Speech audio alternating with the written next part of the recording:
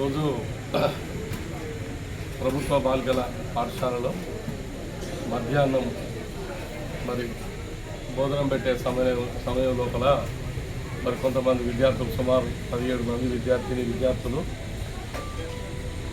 మధ్యాహ్న భోజన పత్రం తిన్న తర్వాత వాళ్ళకు వామిటింగ్స్, స్టమక్ పెయిన్ లాంటివి రావడంతో వెంటనే ఒక ప్రభుత్వ ఆసుపత్రికి తీసుకురావడం జరిగింది. వాళ్ళ పేరెంట్స్ కానీ వాళ్ళు కానీ ఏం చెప్తున్నారంటే కోడిగుడ్డు కొంచెం ఖరాబ్ అయినా వచ్చింది, స్మెల్ వచ్చింది, దాంతో మాకు ఇబ్బంది అయింది అనేది వాళ్ళు క్లియర్గా చెప్తా ఉన్నారు. దాంతో మా ఎంఆర్ఓ గారు, మా సిఐ గారు, మా ఎంఈఓ గారు వీళ్ళంతా వెంటనే స్పందించి వాళ్ళని హాస్పిటల్లో చేర్పించి సరైన సమయంలో ట్రీట్మెంట్ ఇప్పించి ప్రస్తుతానికైతే ఎలాంటి సీరియస్ పొజిషన్ లేకుండా బాగానే ఉందని చెప్పి డాక్టర్లు చెప్తా ఉన్నారు. అందరితో కూడా మాట్లాడడం జరిగింది. వంట చేసే సమయం లోపల కోడిగుడ్లు మంచిగా ఉన్నాయా లేవా అనేది ఒకటి, రెండోది రైస్ కూడా పురుగులు వస్తున్నాయని చెప్పి అంటూ ఉన్నారు. అవి కూడా మంచిగా ఉన్నాయా లేవా అనేది పర్యవేక్షణ హెడ్ మాస్టర్ గారు కావచ్చు, ఎంఈఓ గారు కావచ్చు, లేదా మా ఎంఆర్ఓ గారు కావచ్చు పర్యవేక్షణ చేసి, అలాగే పేరెంట్ కమిటీ చైర్మన్ కూడా ఉంటారు, వారు కూడా దాన్ని పర్యవేక్షణ చేసుకుంటూ ఇలాంటి సంఘటనలు జరగకుండా ఉండాలని చెప్పి కూడా మేము వారిని పోవడం జరిగింది. ఈ సంఘటన జరగడం బాధాకరమైన విషయము. తెలంగాణ ప్రభుత్వం, ప్రజాప్రభుత్వం పేద పిల్లలకు ఈ యొక్క భోజనం పెడితే బాగుంటుంది అని చెప్పి ఎంతో ప్రతిష్టాత్మకంగా తీసుకున్న ఈ యొక్క కార్యక్రమం విజయవంతం అవుతున్న సందర్భంలో అక్కడక్కడ ఇలాంటి సంఘటనలు జరగడం బాధాకరము. తప్పకుండా ఏదైతే ఈ వంట చేసే సమయం లోపల పర్యవేక్షణ లేకుండా ఇలా జరుగుతున్నాయో దానికి బాధ్యులైన ఎవరైతే బాధ్యులు ఉంటారో వాళ్ళ మీద తప్పకుండా చర్యలు తీసుకోవాలని చెప్పి మేము కూడా కోరుతా ఉన్నాము. మా అధికారులు, ప్రధాని కావచ్చు, ఎంఈఓ కావచ్చు, మా ఎంఆర్ఓ వారిని మేము కోరుతా ఉన్నాము. ఇలాంటివి కాకుండా రాబోయే రోజులలో జరగకుండా ఉండేటందుకు కూడా చర్యలు చేపట్టమని చెప్పడం జరిగింది. కనుక ఒకటే మేము పేరెంట్స్, తల్లిదండ్రులను కూడా కోరుతా ఉన్నాం, మీరు కూడా అప్పుడప్పుడు పోయి విజిట్ చేయండి. ఏదైనా ఉంటే వెంటనే అధికారుల దృష్టికి లేకుంటే మాలాంటి వాళ్ళ నాయకుల దృష్టికి తీసుకొస్తే మేము వెంటనే స్పందిస్తామని చెప్పి తెలియజేస్తూ ఉన్నాం. కానీ ఇదేదో కావాలని ఉద్దేశంగా ఏదో రాజకీయాల కొరకు ఏదో చేసినది కాదు. సందర్భంలో అనుకోకుండా జరిగిన ఇలాంటి సంఘటనలు మనం అవి రాకుండా కంట్రోల్ అయ్యేటట్టు కొంత చర్యలు తీసుకోవాలి. దాని మీద మనందరం మనుషులం, ఎవరైనా పార్టీలు పక్కన పెడితే మనందరం కూడా అలాంటి దానిపైన రాకుండా చర్యలు తీసుకోవాల్సిన అవసరం ఉంటుందని తెలియజేస్తున్నా. ఎందుకంటే ఏదో ఉద్దేశపూర్వకంగా చేసిందైతే కాదు, ఇది అనుకోకుండా జరిగిందని నేను భావిస్తూ ఉన్నాను.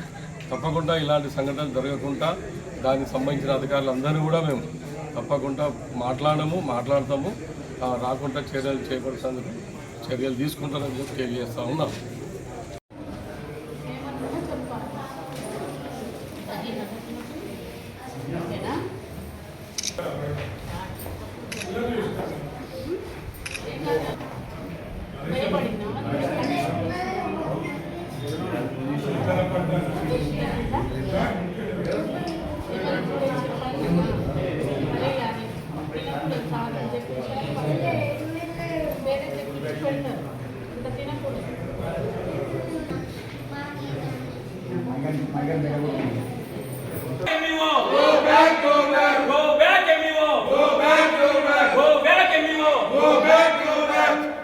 గంట 3 గంటల తర్వాత వచ్చినటువంటి ఎంఈఓ గో బ్యాక్, పిల్లలపై నిర్లక్ష్యం చూపిస్తున్నటువంటి ఎంఈఓ గో బ్యాక్, నిర్లక్ష్యంపై నిర్లక్ష్యం వ్యవహరిస్తున్నటువంటి ఎంఈఓ వెంటనే గో బ్యాక్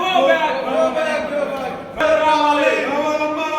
కలెక్టర్ గారు రావాలి, కలెక్టర్ గారు రావాలి. MEO go back, MEO go back, MEO go back, MEO go back, ఖబర్దార్.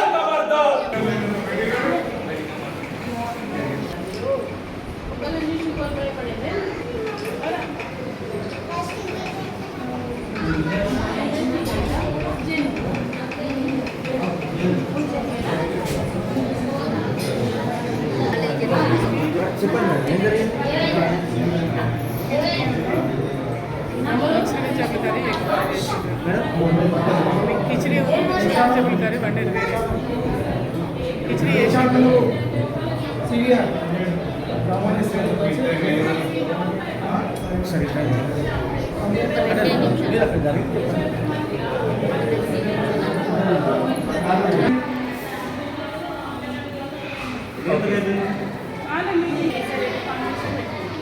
దానికి సంబంధించి ఫైనాన్స్ దానికని నేను అక్కడే ఉంటా అందుకనే నేను ఫోన్ ఎత్తలేదు అసలు మేడం మీకు ఇన్ఫర్మేషన్ నాకు ఇన్ఫర్మేషన్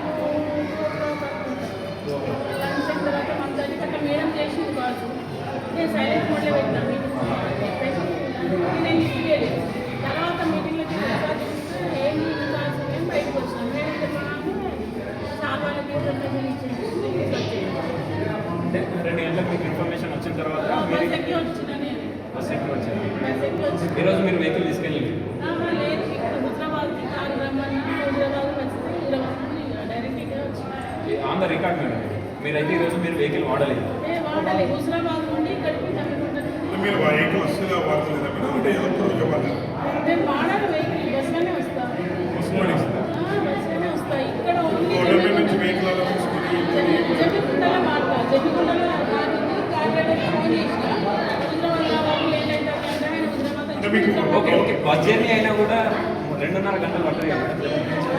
బస్సు ఎక్కువనే రోడ్ మంచలేదు కదా మీరు అలవెన్స్ వేసుకుంటారా మేడం వెహికల్ అలవెన్స్ జమ్మికుంటలో తిరగడానికి అలవెన్స్ మొత్తం తెలిసి లేదు బయట ఇక్కడ మంచం జమ్మికుంటలో వెహికల్ అలవెన్స్ ఉంటుంది జమ్మికుంటలో వెహికల్ మీరు మీటింగ్ వెహికల్లో వదలలేదు అలవెన్స్ తీసుకోలేదు మీకు అధికారులు చెప్పలేదు అంటే మీటింగ్ ఉన్నప్పుడు వెహికల్ తీసుకున్న వాళ్ళని మేము ఎమర్జెన్సీ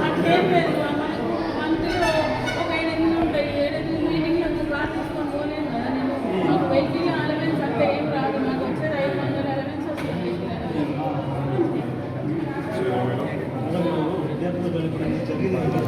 నేను ఒకటి చెప్పాను సార్ ఒకటి చెప్పాను నేను కూడా ఒక తల్లిని పిల్లలకు ప్రాబ్లం కావాలని ఎవ్వరు ఏ తల్లి కోరుకోరు ఏ టీచర్ కోరుకోరు జనరల్గా నేను ప్రతి స్కూల్లో పోయినప్పుడల్లా మిడ్ డే మీల్స్ చేస్తా భోజనం చేస్తా ఈ స్కూల్లో కూడా ఒక 5-6 సార్లు పోయినప్పుడు ఆ సారు విమ్సీన్ సార్ ఆయన కూర్చొని వాళ్ళతో కూర్చొని వండిపిస్తారు వాళ్ళు ఆ సార్ మీద కూడా నాకు కంప్లైంట్ పెట్టిరు ఆ సార్ మమ్మల్ని బాగా సతాయిస్తున్నారు ఆయన మీద పోలీస్ స్టేషన్లో కేసు పెట్టాలని చెప్పారు ఒక లెటర్ ఇచ్చారు ఆ లెటర్ కూడా మీకు చూపిస్తాను కావాలంటే అట్లా వాళ్ళు చక్కగా చేయకపోతే నేను చాలా చాలా మండలించిన దాన్ని తీసేస్తామని కూడా చాలా చెప్పినాము వాళ్ళ ఇప్పుడు సార్లనేం తప్పులేదు ఇప్పుడైతే ఒక సారు ఖచ్చితంగా కూర్చుంటాడు అక్కడ బండ దగ్గర ఎన్ని తెచ్చిరు ఎన్ని గ్రామ్స్ ఇవ్వాలి కూడా కూర్చుంటాడు ఆ సారు ఆ సార్ బెదిరిస్తారు ఆ వంటలోళ్ళే అదే వాళ్ళే ఉల్టా బెదిరిస్తారు నా దగ్గర వచ్చి ఉల్టా సార్ మీరు చదవమని చెప్తారా నువ్వు సార్లనే అంటారు వాళ్ళు మేము తీసేయాలంటే కనుక మాకు కోసం ఒప్పుకోవు మేము తీయలేదు ఉన్నతాధికారులకు ఖచ్చితంగా మేము ఇన్ఫర్మేషన్ ఇస్తాము కాదు మేడం ఇచ్చారా ముందు ఇచ్చిన నేను ఖచ్చితంగా ఇచ్చిన ఫోన్ ద్వారా మా డిఓ గారికి సార్ ఇట్లా ఉన్నది అని చెప్పేసి ఆన్ ద రికార్డ్ మేడం రేపు పొద్దున మేము డిఓ దగ్గరికి వెళ్తాము మీరు ఇన్ఫర్మేషన్ మీరు ఏ రోజు ఇచ్చారు మేడం అంటే అప్రాక్సిమేట్లీ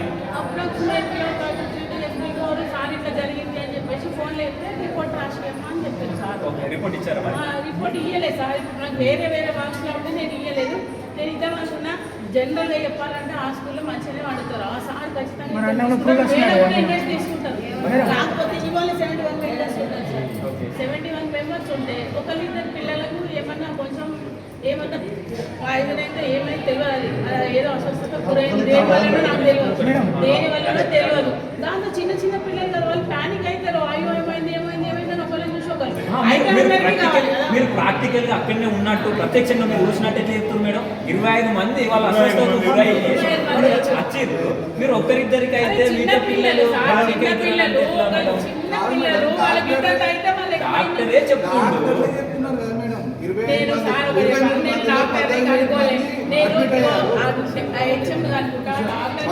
అందరినీ అనుకొని నేను చెప్తా వాళ్ళు ఫోన్ ద్వారా నాకు 17 మంది సెలెన్స్ పెట్టారు సీరియస్ లేకపోతే సెలెన్స్ పెట్టారా డాక్టర్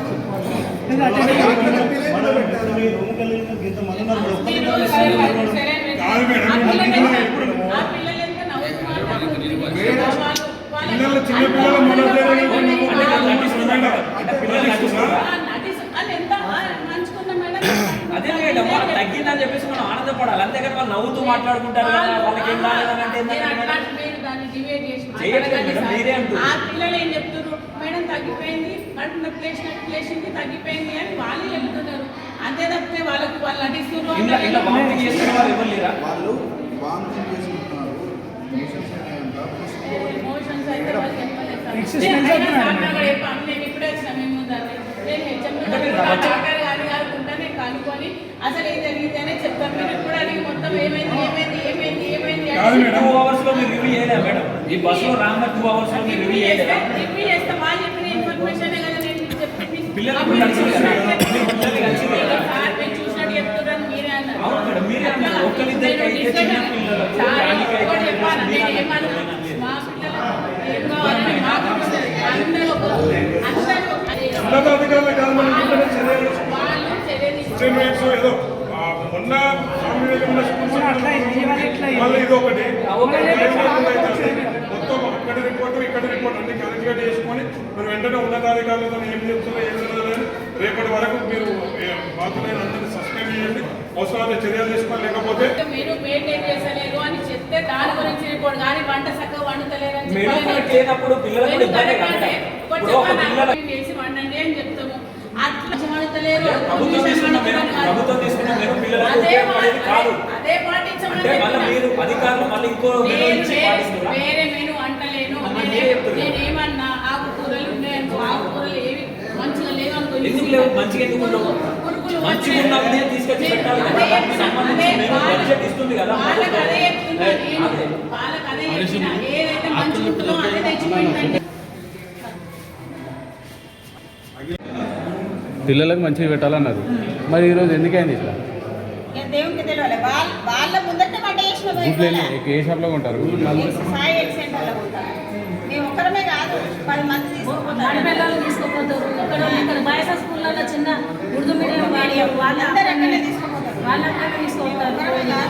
ఒక్కలో అడుగుండ్రి ఇప్పుడు వెళ్తారా? ఎప్పటి నుంచి అన్నం సరిపోలేదా అంటే ఇంకెంత తింటారో బాడుకోమని తిడతారట కదా, ఆ పిల్లలు చెప్తున్నారు. పెద్ద సార్ నడుకోండి సార్, ఆ పిల్లలు చెప్తున్నారు. ఆయన ముందరనే అనిపించారు. పెద్ద సార్ ముందే అనిపించింది. ఇక మీరు ఇట్లా అంటారనే వాళ్ళ పిల్లలు ఉన్నారు.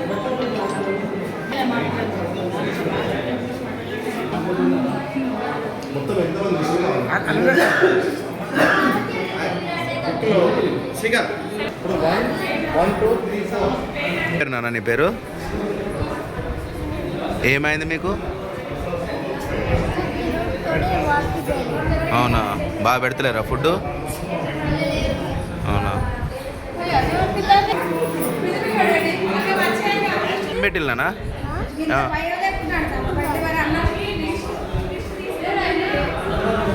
ఏం పెట్టిల్లానా ఈరోజు? ఏం తిన్నారు? అవునా,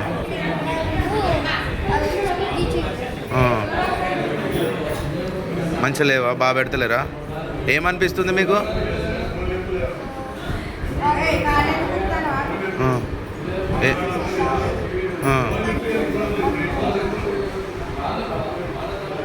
ఏ క్లాస్ నాన్న మీరు?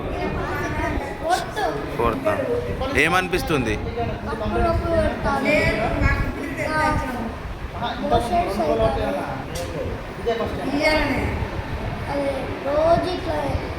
రోజు ఇట్లనే పెడుతున్నారా? లేదు వాళ్ళు బాగా పెడుతున్నాం అంటున్నారు కదా.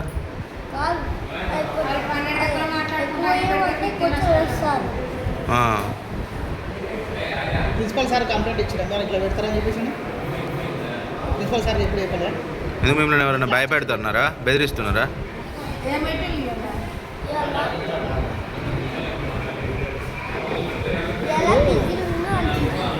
ఫుడ్ బాగుంటలేదని చెప్పేసి ఎవరికైనా కంప్లైంట్ ఇచ్చిరా? ఎవరిని అడగలే? మిమ్మల్ని ఎవరైనా బెదిరిస్తున్నారా చెప్పొద్దని?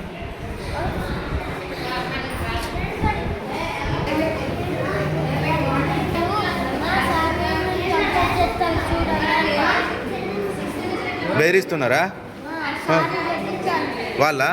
మా కోసం చెప్తే సార్ మా కోసం చెప్తే మీ వాళ్ళు ఎట్లన్నా తినని నీకేనని కంప్లైంట్ అనుకోండి. అవునా? ఇంతకుముందు ఇట్లా ఫుడ్ ప్రాబ్లం లేకపోతే ఎవరికైనా చెప్పారా మీరు? ఎవరు చెప్పలే? ఎవరెవరు బెదిరిస్తున్నారు మిమ్మల్ని? అన్నమ్మ ఆంటీ ఆంటీలే మిమ్మల్ని బెదిరిస్తున్నారా? వంట చేసే వాళ్ళే సార్లను బెదిరిస్తాను కంప్లీట్ ఇస్తా అంటారు. సార్లను కూడా బెదిరిస్తున్నారా? చెప్తున్నా కంప్లీట్ ఇస్తాం అని మీకు చెప్తాను. ఇయ్యాలి ఇంతవరకు మరి మీరు ఏం తిన్నారు ఇలా మరి ఎగ్జామ్లో స్మెల్ వచ్చినా లేకపోతే స్మెల్ వచ్చినాయి బొచ్చల సార్లు స్మెల్ అంటే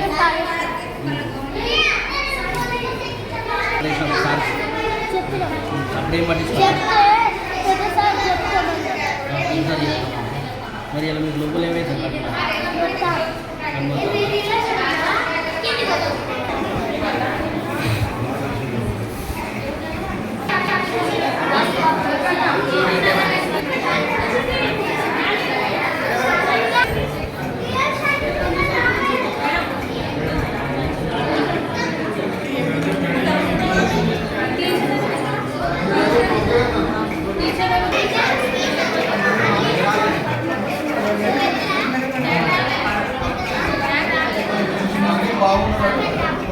ఏ స్కూల్ నాన్న మీది? గర్ల్స్ హై స్కూలా? ఏమైంది? ఇలా కిచెన్లో పచ్చిపులుసు పెట్టుకుంటాడు ఇలా ఎక్కువ మొత్తం వాసన వచ్చింది కడుపు నచ్చడు వాంతులు లేదు వారానికి ఒకసారి ఎగ్గులు పెడతాను వారానికి 3 సార్లు ఎగ్గులు పెడతాను అది మొత్తం వాసన మొత్తం సరిగ్గా ఉడకదు మళ్ళీ ఏం పెట్టరు ఒక పచ్చి పులుసు వాంతింగ్ వచ్చినట్టయితే మొత్తం వాడేసిన వాంతింగ్ వచ్చింది ఇలా పెడితే అందరికీ కడుపు నొప్పులు వాంతింగ్స్ అయితే సార్ తీసుకొచ్చి పురుగులు ఎల్లు వస్తున్నాయి? పురుగులు అన్నంలో వస్తున్నాయి. రోజు ఎవరికో బండలు వస్తాడు మంచిగా పెడతలేరా ఫుడ్? మంచిగా చూసుకుంటలేరా? మళ్ళీ ఒకసారి పోతే గిట్టి గిట్టి ఎందుకు మీకు సాల్తీ పోను అంటారు ఎక్కువ అవుతారు మళ్ళీ అడిగితే ఎందుకు మీకు సరిపోతే పోండి తర్వాత మరి మీ టీచర్లకు చెప్తలేరా? ఒక సీనియర్ ముందు సరే మా ఫ్రెండ్ మనిషికి ఒక్కొక్కరికి 6 రూపాయలు 200 రూపాయలు కూడా అసలు 200 కూడా కాదు పప్పుని దాపెట్టుకుంటాను 7 కేజీల బియ్యం అయితే 5 కేజీలు దాచిపెట్టుకుంటారు 5 కేజీలు ఇచ్చుకొని 2 కేజీలు దాపెడతారు ఇంకా పప్పు దాపెడతారు అన్ని దాపెడతారు ఎవరు దాపెట్టుకుంటారు? లంచ్ వంట వండేటోళ్ళ. మరి మీరు టీచర్లకు కంప్లైంట్ చేస్తలేరా? చేస్తాను ఒకరోజు మా ఫ్రెండ్ నౌషద్ అక్కడికి ఆంటీ కొంచెం కురేసింది ఆడు అట్లా అడిగిండు నేను సార్కి ఎక్కువ అని బెదిరిస్తా అండి అట్లా ఒకసారి 5th క్లాస్లో అయితే అన్న బాడుకో అన్నది వేసుకుంటారా బాడుకో అన్నది. అవునా?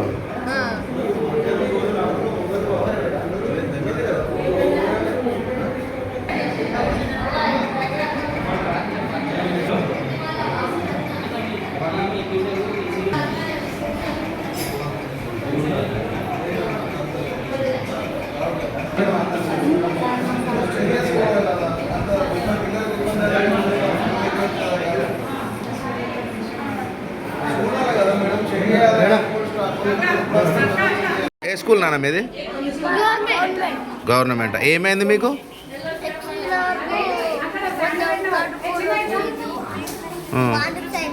ఇంకా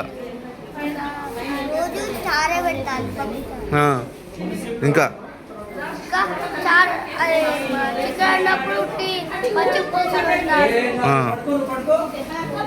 సార్కు భయపడకు నాన్న, సార్కితో ఏం కాదు సరేనా?